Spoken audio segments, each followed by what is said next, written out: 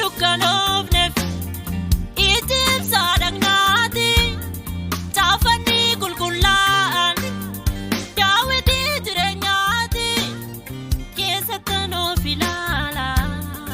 akkan hin gufanne isa naan jedhamu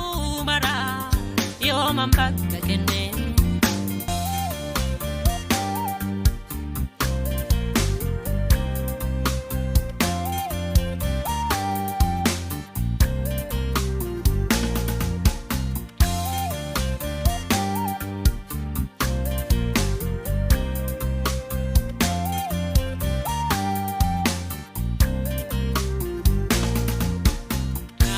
Nagamu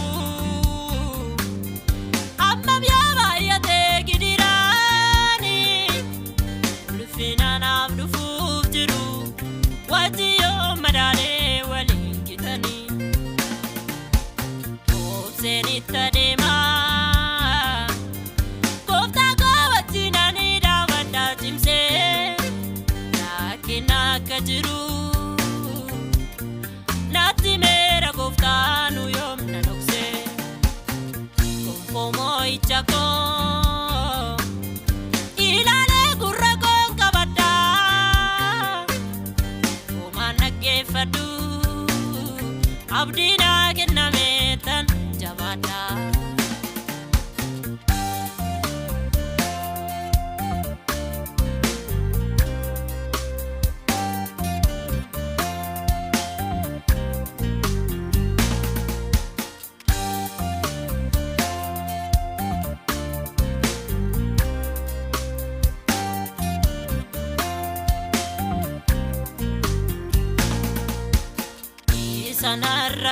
Sanarragee wanta haamilee kootti baatee hundaa isaa fannisee garaan koo gidiraa baay'ee danda'ee kuni somaa miti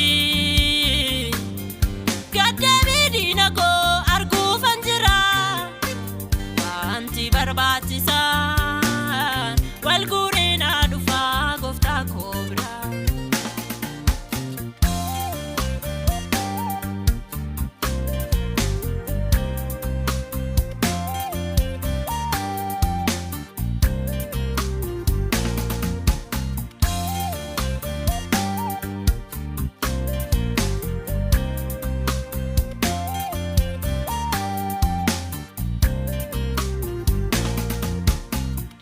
Badhaadhummaa koo walitti qabadhu asitti otoo naan hin beekin hattuun cabsitee toona duraa fudhatti yoo biliin hin nyaanne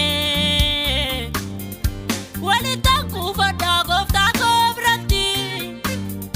kanaafis garaan koo hidhameera lafaa badhaadhummaa kootti.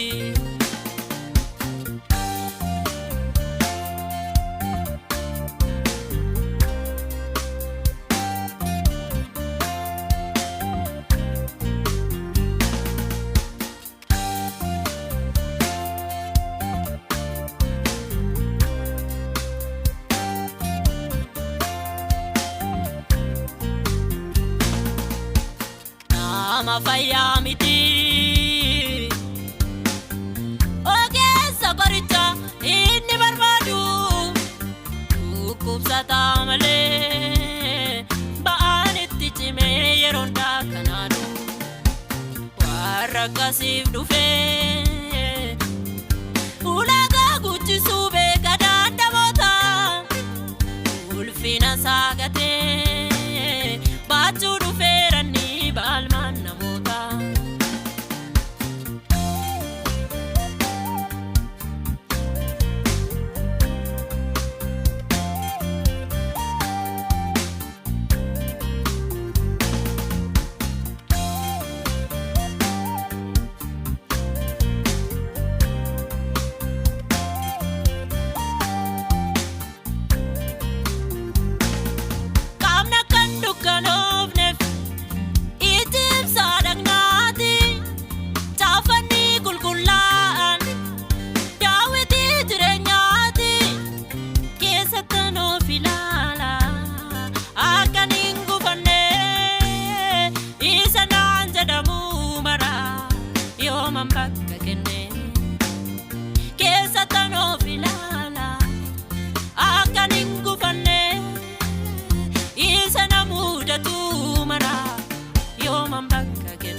Satano velala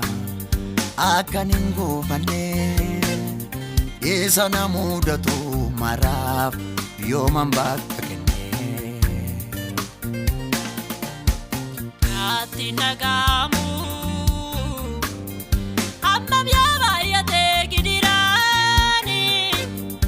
ulfina nabdu fuftiru wati yo madane walingitani Senita dema Kofta kawati nani dawada timse Nakina kajiru Nati mera kofta nuyom nanokse Konfomo ichako Ilale kurra kon kabada Omana gefadu Abdina